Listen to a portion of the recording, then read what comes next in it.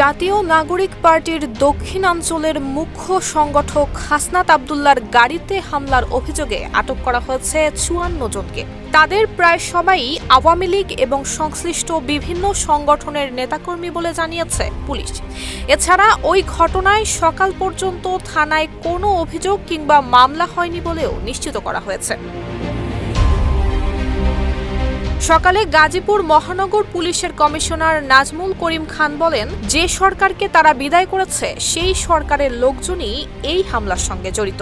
তারা নানান ইস্যু তৈরি করার জন্য এই হামলা করেছে। তিনি আরও বলেন, ওই ঘটনার পর থেকে পুলিশের একাধিক দল হামলাকারীদের চিহ্নিত করে গ্রেফতার করতে অভিযান পরিচালনা করছে। এখনো পর্যন্ত ৫৪ জনকে আটক করা হয়েছে। এই ঘটনায় আইনগত ব্যবস্থা প্রক্রিয়াধীন।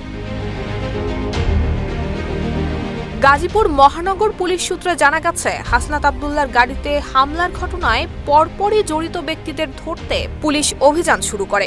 অভিযান চালিয়ে তাৎক্ষণিক মহানগরীর বাসন এলাকা থেকে গাজীপুর মহানগরের ১৩ নং ওয়ার্ডের যুবলীগ নেতা নিজামুদ্দিন এবং কাশিমপুর থানা শেখ রাসেল শিশু কিশোর পরিষদের সভাপতি মাসুম আহমেদ ওরফে দীপুকে আটক করা হয়। পরবর্তীতে রাতভর পুলিশ গাজীপুর মহানগরের বিভিন্ন এলাকায় অভিযান চালিয়ে ৫৪ জনকে আটক করেছে।